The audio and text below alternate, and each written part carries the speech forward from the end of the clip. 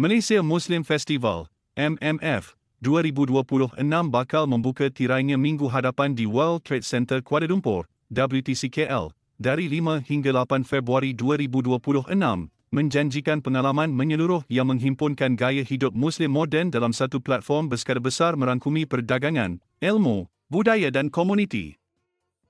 Antara tarikan utama MMF 2026 ialah segmen 5 MMF yang menampilkan pameran berkurasi meliputi makanan dan minuman, pesta buku Islamik, fashion patuh syariah dan hijab, kesihatan, kosmetik serta perdagangan dan perkhidmatan.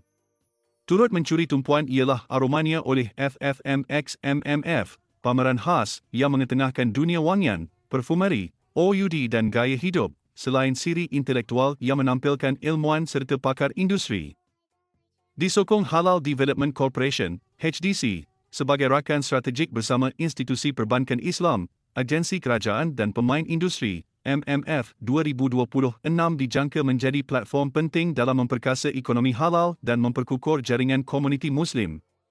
Festival ini berlangsung dari jam 10 pagi hingga 10 malam, dan orang ramai dijemput hadir bagi memeriahkan acara yang meraikan kepelbagaian gaya hidup Muslim kontemporari.